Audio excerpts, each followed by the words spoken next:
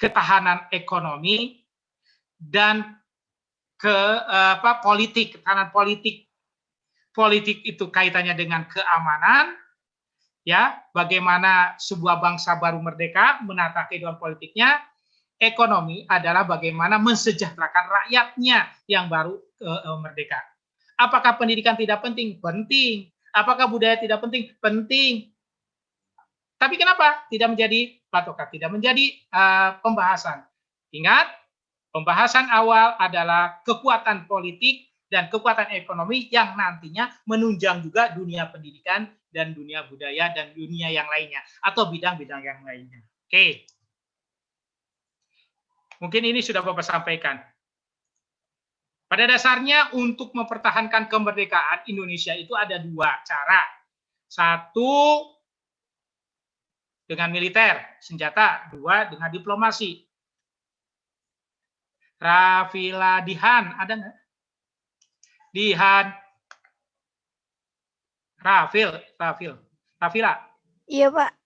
Rafila, Bapak tanya. Tadi ada berapa untuk mempertahankan kemerdekaan? Ada berapa cara?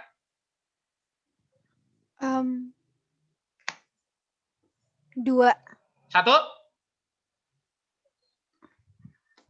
Satu. Militer sama diplomasi. Oke. Pertanyaan Bapak, mana yang lebih menguntungkan?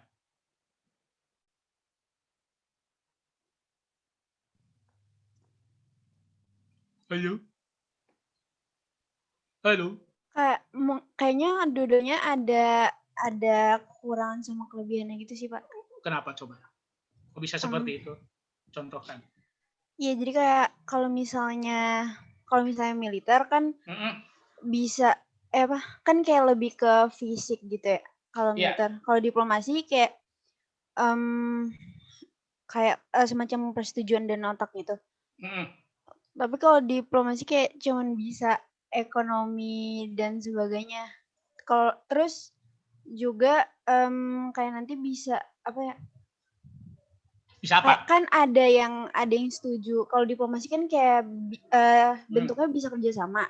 Iya. Kayak ada yang setuju, ada yang enggak gitu. Jadi kalau militer gimana? Ya itu paling kalau militer itu palingan kekurangannya kayak pasti kayak ada resikonya gitu kan. Karena kan kalau militer perang.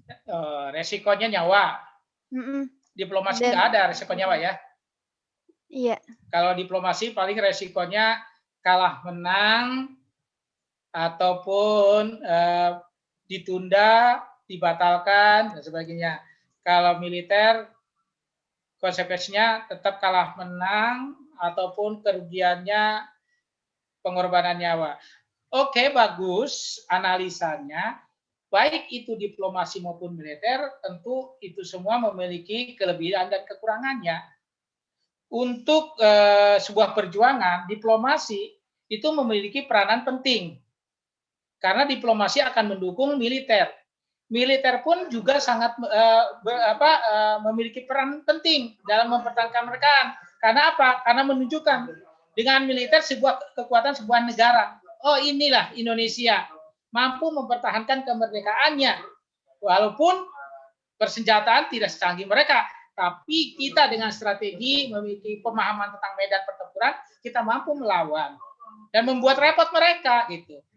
Nah, ini semua didukung dengan diplomasi. Jadi dua-duanya saling mendukung dalam perjuangan bangsa Indonesia. Oke, bagus.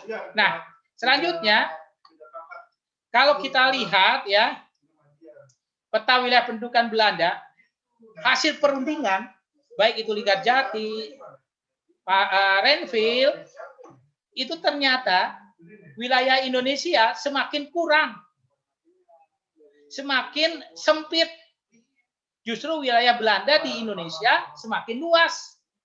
Nah, pertanyaannya, kenapa bangsa Indonesia mau mengikuti perjanjian tersebut, padahal perjanjian itu merugikan bangsa Indonesia itu sendiri? Dam, ada Muhammad? Dam? Ya Pak, apa Pak? Why? Kenapa kita mau menandatangani perjanjian padahal isi perjanjiannya merugikan Indonesia? Wilayah Indonesia sempit. Kalau menurut saya, Pak, kenapa Indonesia mau aja diplomasi yang tidak menguntungkan itu? Ya. Karena emang kepepet, Pak, posisinya. Kayak kepepet. Gak ada lagi. Mau lebih luas lagi, mau lebih banyak lagi manfaat yang didapat, itu bisa malah menimbulkan korban jiwa lebih banyak. Jadi ya ambil aja dulu yang diplomasi walaupun merugikan. Walaupun kurang menguntungkan, tapi kan setidaknya gencatan senjata mungkin. Oke. Kalau ada melihatnya, inilah pahit diterima daripada mendapatkan korban, ya mengakibatkan korban lebih banyak. Walaupun merugikan, tapi kita terpaksa menerima. Alip, ada pendapat lain, Lip? Kenapa, Lip?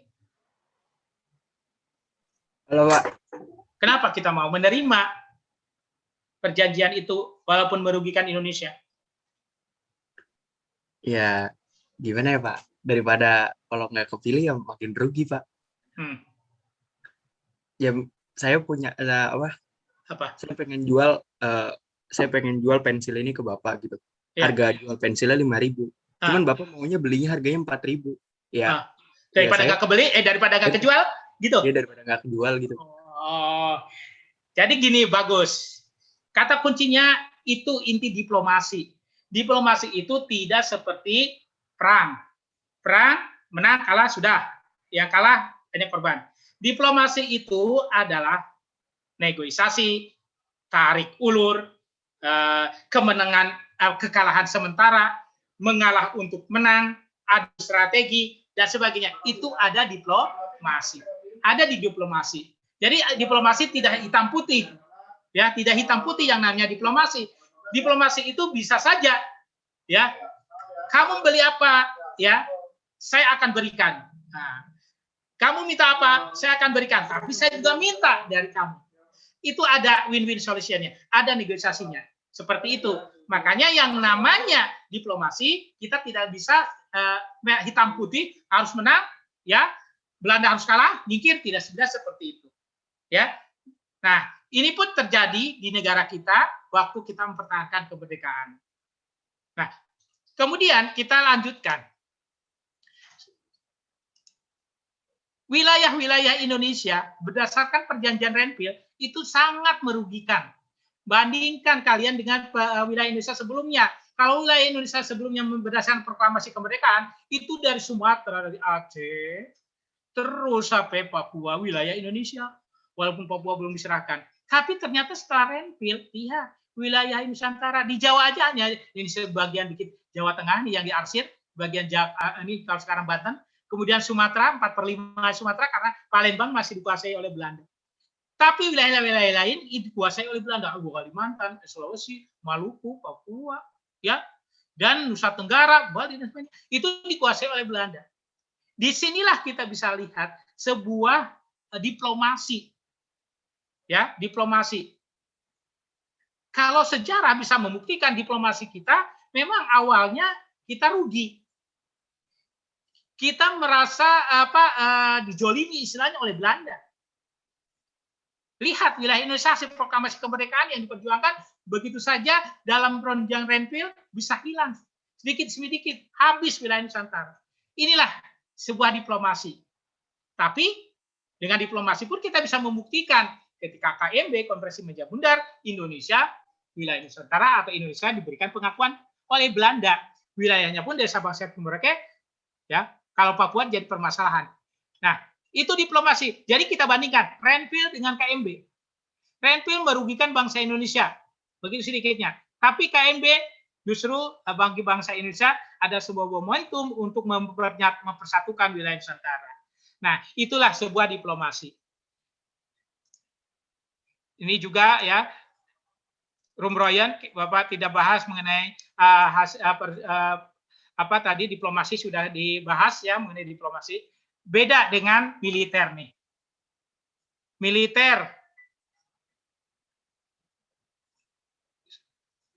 Pertempuran Surabaya.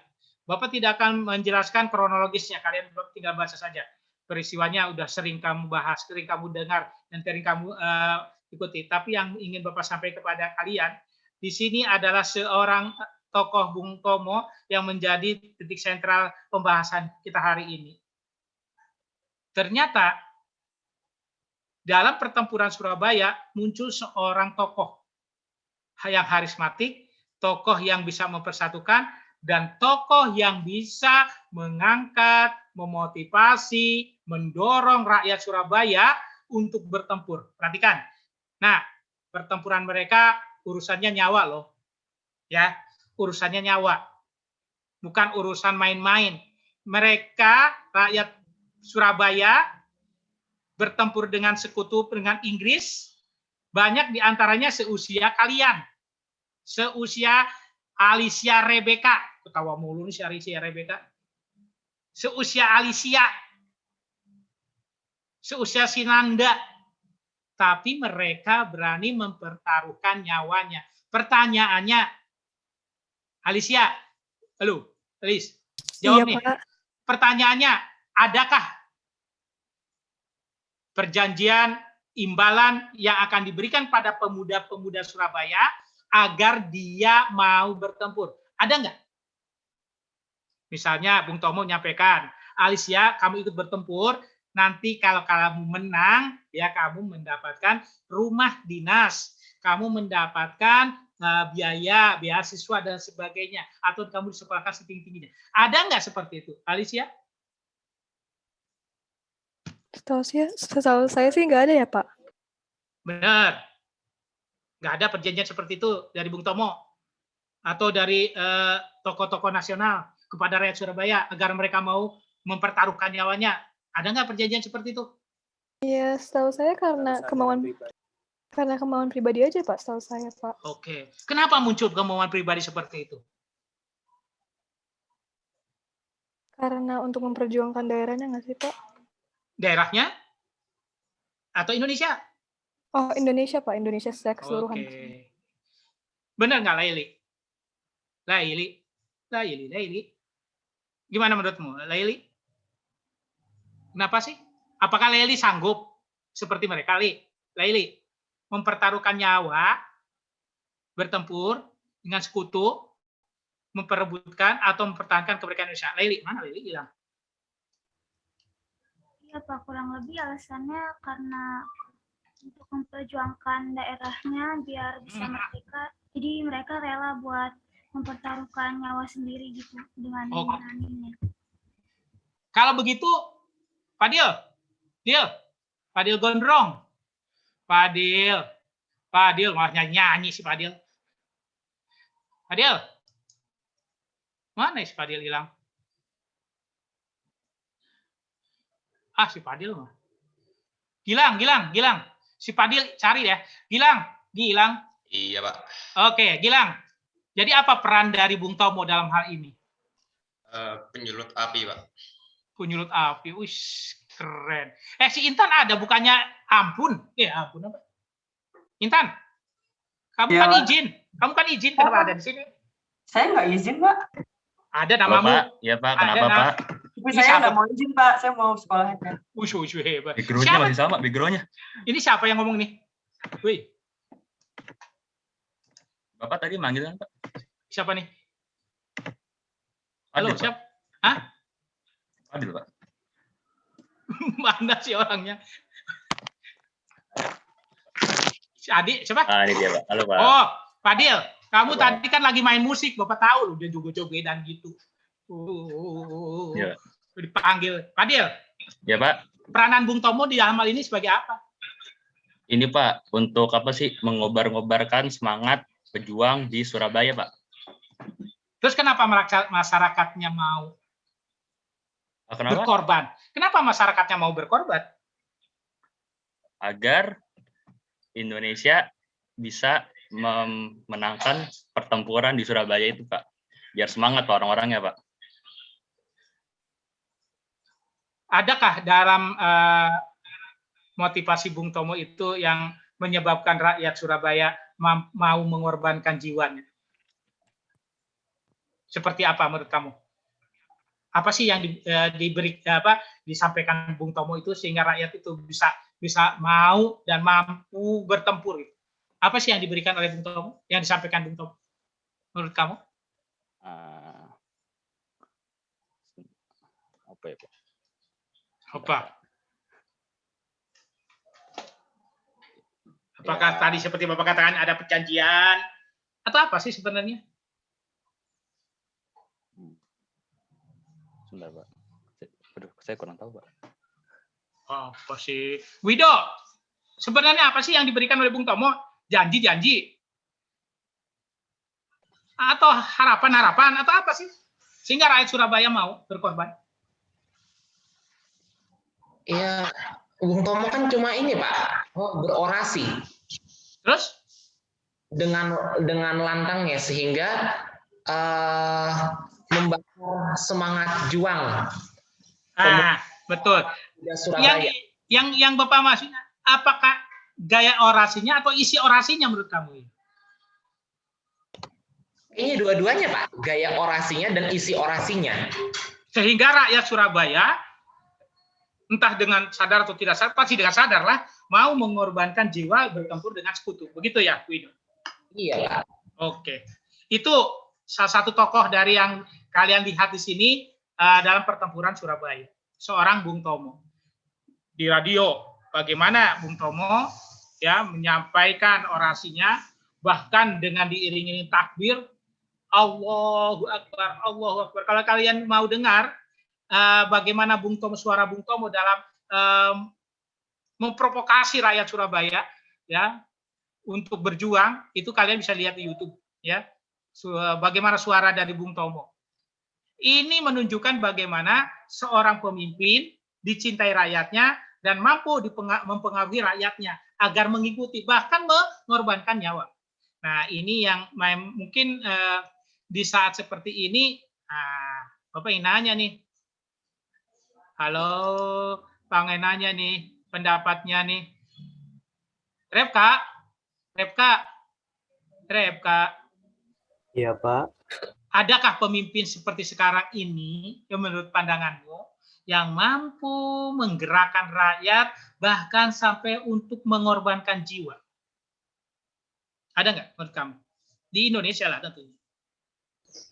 Kalau di Indonesia, saya nggak tahu sih Pak, kayaknya nggak ada Pak. Kalau misalnya sampai sebegitunya buat sampai korban, sampai berdarah-darah gitu ya Pak ya? Iya betul, mengorbankan jiwa sekaligus demi bangsa negara, gara-gara dari orator, orasi, ajakan dari seorang tokoh. Kira-kira menurut kamu ada nggak sekarang ini di Indonesia? Menurut saya enggak sih Pak, paling kalau misalnya ada, itu kayak yang itu loh Pak, yang kayak didoktrin gitu Pak, buat jadi kayak teroris itu paling gitu Pak. Selain itu sih kalau buat Indonesia gitu paling nggak ada sih Pak, karena berarti kan nggak ada kebutuhan juga buat perang-perang Pak. Oke, berarti yang ada justru yang negatif ya? Pak. Iya Pak. Wah, nah, Abi ya si Pak. Pak mau menjawab Pak. Siapa? Dapa. Ini Pak, mungkin kan Bapak bilang ada nggak sekarang kayak Bung Tomo dulu gitu? Mungkin ya, betul. Beda ya. Kalau dulu kan masa-masa perang gitu, ya semuanya lagi bahaya gitulah. Iya. Jadi ya dia sangat berpengaruh, tuh sangat lantang gitu. Betul. Sekarang kan kondisinya nggak kayak masa perang dulu gitu aja. Betul. Bagus. Nah, Pak, kalau begitu, kalau yang dulu memang saatnya ya, karena kita sedang bertempur dengan sekutu, dengan Belanda, dengan Inggris, ya, sehingga tepat sekali Bung Tomo menyampaikan seperti itu. Nah, kalau sekarang seperti apa? Orasinya seperti apa menurut kamu? Agar rakyat mau dan mampu berjuang untuk negara, mengisi negara ini dengan kebaikan, seharusnya pemimpin itu seperti apa orasinya menurut kamu? Kalau Bung Tomo tadi Bapak gambarkan ya bagaimana dengan takbirnya, meminta rakyat Surabaya bertempur, turun ke lapangan, bawa senjata dengan apapun, rakyat mau sampai mengorbankan jiwa. Nah, sekarang menurut kamu Bapak seperti apa harusnya? Ayo.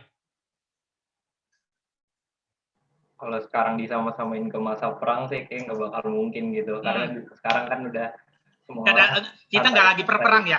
Udah santai gitu loh. Jadi dalam hal apa coba? Berperang enggak? Dalam hal apa? Bisa membangkitkan semangat rakyat Indonesia, pemuda Indonesia, membangkitkan Dapa, membangkitkan Salahuddin, membangkitkan si Fadil, supaya semangat. Dalam hal apa? Seperti apa menurut kamu Dapa? Kalau yang sebagai murid gitu ya, semangat kebangsaan nasional bisa ngikutin kegiatan upacara gitu sih Pak. Oh gitu. Dan cara ya gitu-gitu. Terus, itu dapat kayaknya nggak perlu sampai berperang ya, mengorbankan nyawa ya. Iya, tapi kan itu udah cukup mengingatkan kita gitu. Oke. Itu menurut saya Pak. Oke. Ada nggak yang kamu pikirkan misalnya dapat menjadi seorang dokter nanti misalnya ya, kuliah ya, 3T, daerah 3T, terluar, tertinggal ya, terdepan, membutuhkan kamu.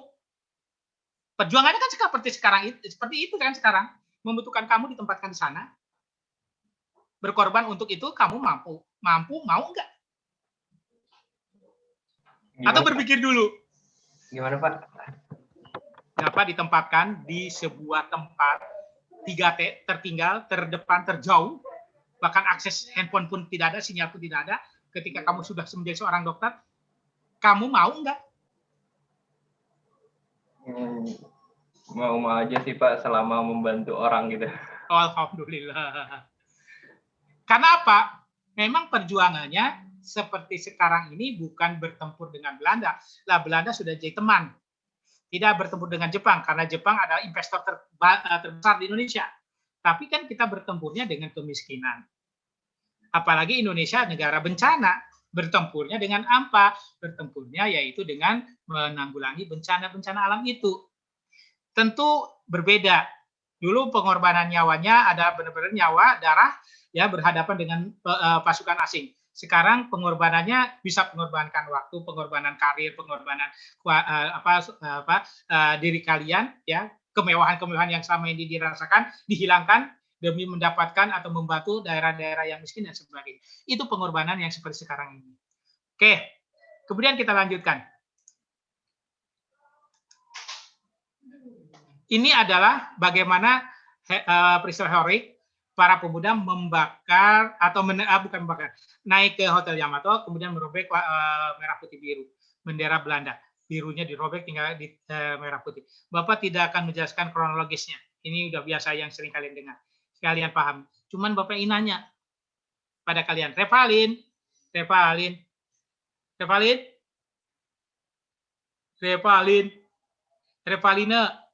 Ya Pak. Bangunlah. Revalina. Ya. Kenapa sih untuk bendera aja mereka mau berkorban sampai berhadapan dengan pasukan sekutu Belanda, mengorbankan nyawa hanya untuk bendera, merobek bendera merah putih biru, karena birunya dirobek, diibarkan merah putih. Kenapa sih mereka mau? Revalina. Apa untungnya? Apa untungnya? Oke. Ya, bentuk perjuangan mereka Pak, supaya negara Eropanya tahu ke Indonesia mau memperjuangkan sampai segitunya. Terus apa pentingnya bendera? Apa istimewanya bendera? Lambang Indonesia, kemerdekaan Indonesia. Bendera itu kan mereka bendera Belanda itu merah putih biru, ya. Kain-kain siapa? Jadi apa pentingnya bendera seperti itu buat kamu? Kamu melihatnya? Lambang yang melambangkan kemerdekaan Indonesia, Pak. Revalina, kalau seandainya bendera merah putih biru mereka kibarkan terus, emang ruginya apa buat Indonesia? Ya kesannya masih kayak kejajah gitu, Pak. Kayak belum full itu. Novan, bagus tuh Revalina tuh, ya. Menurut kamu gimana Novan? Apa? Apa sih pentingnya merah putih biru dikibarkan begitu saja, kan nggak ada masalah. Daripada disobek terus jadi bermasalah dengan Belanda, bahkan berkorban mereka nyawa taruhannya untuk apa? Ya kalau saya kan ya ini wilayah Indonesia ya, kita kan mau memerdekakan ya, jadi ya kalau bisa dia kan kayak nancepin bendera kayak ya ini wilayah kita apa gimana segala macam ya kita kan nggak terima Pak. Ya, ini wilayah Indonesia ya, ya semua yang ada itu ya kita harus miak Indonesia gitu. Jadinya ya, kalau misalkan dia bendera ya sekarang langsung udah kayak mau apa ya ibaratnya posisi apa ya penjajah gitulah. Oke. Dari teman-temanmu yang sampaikan, bendera bukan hanya sebatas warna, bukan hanya sebatas kertas atau kain dan sebagainya. Kalau kainnya ya kain punya apa barangnya sebarang Belanda. Ya. Bendera itu bukan punya kita, tapi punya Belanda kalau dilihat dari fisiknya. Tapi yang jelas bendera itu adalah lambang, makna dari lambang itu sendiri. Ketika kita sudah merdeka dengan bendera merah putih, ternyata Belanda masih menancapkan merah putih biru, berarti itu tidak menghargai Indonesia, menghina Indonesia. Artinya di sini, ketika merah putih biru dikibarkan, bagi bangsa Indonesia adalah penghinaan atas kemerdekaan Indonesia yang sudah diraih. Maka berjuang untuk menghancurkan ya ataupun mengembalikan kemerdekaan Indonesia itu. Merah putih biru, kalau di secara fisiknya sama-sama bendera, ya hanya warna saja yang diganti atau dihilangkan. Tapi maknanya dari lambang itulah yang menunjukkan jati diri sebagai sebuah bangsa. Makanya kalau kalian lihat, banyak dari kita, ya, ataupun di negara-negara lain, untuk menghina negara tersebut, atau menghina negara lain, ataupun menjelek-jelekan negara lain, yaitu dengan cara membakar bendera. Padahal kan kalau orangnya masa bodoh, kalau orangnya tidak peduli, mau dibakar kan mau apa nggak ada untung, nggak ada ruginya. Tapi bagi orang yang memiliki rasa nasionalisme, orang yang memiliki kebanggaan atas sebuah bangsa, orang yang paham sejarah, maka akan tersinggung, akan marah ketika sebuah lambang negara itu disobek-sobek ataupun dibakar oleh orang lain. Berarti itu bukan hanya sebatas membakar kertas, membakar kain, tapi membakar bangsa Indonesia itu sendiri. Nah, itulah makna dari merah putih. Nah, mengapa setiap Senin kalau kalian tatap muka itu upacara bendera dengan menghormat bendera, bukan menghormat sebagai bahwa kita menyembah atau tunduk patuh dan sebagainya, tapi sebagai penghormatan kepada sebuah lambang negara yang menunjukkan bahwa lambang negara itu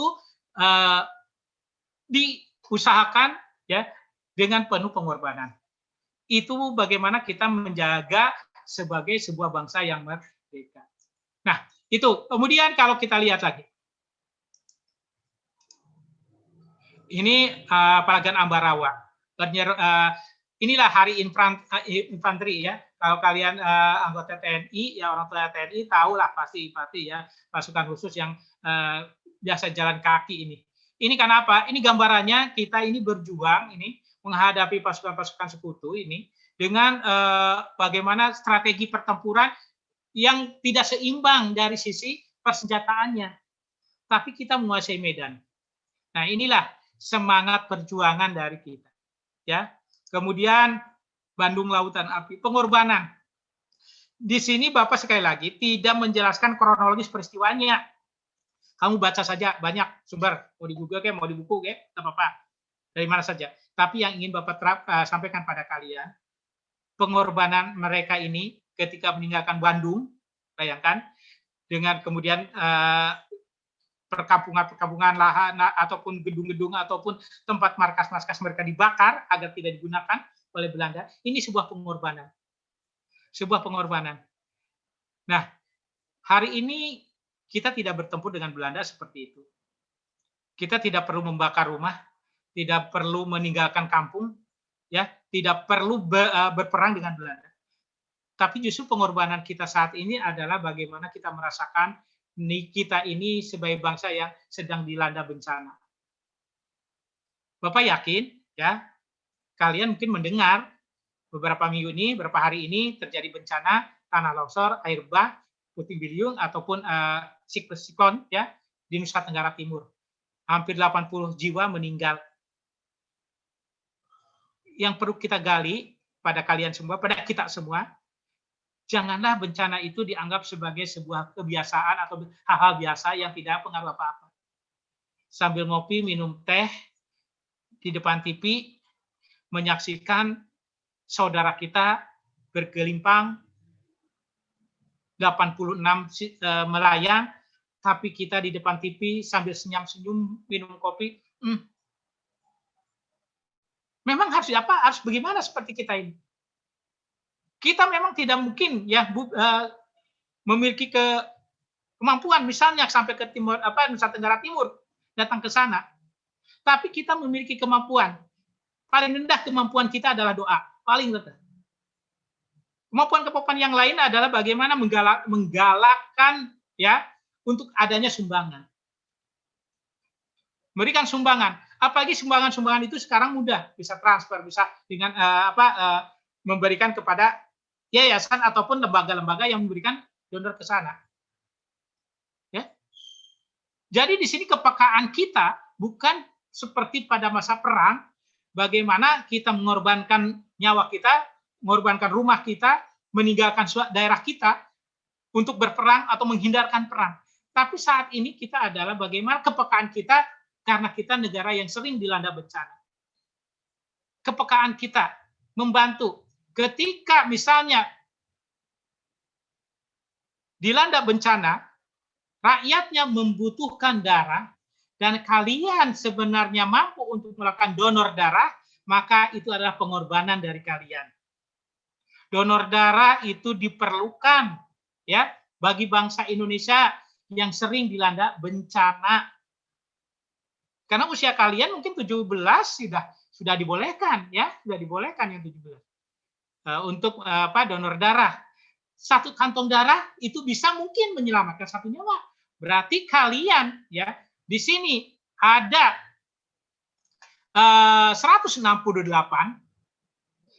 Ini kalau kalian mau dan mendonorkan darahnya, ada 168, 165 kantong darah itu akan sangat berguna.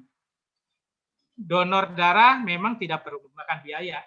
Bisa saja yang biaya dengan uang tabungan kalian, kemampuan kalian untuk memberikan bantuan. Inilah kaitannya kepekaan antara ya pengorbanan yang pernah dicontohkan oleh para pejuang kita dengan realitas saat ini. Karena kalian itu tidak sedang berperang dengan Belanda, dengan Jepang, tidak, tapi berperang dengan bencana. Berperang dengan kondisi negara kita yang sering dilanda bencana. Oleh karena itulah kepekaan itu tetap harus ada, pengorbanan itu tetap harus ada. Oke. Materi ini Bapak udah share. Rafila Dihan. Rafila? Iya, Pak.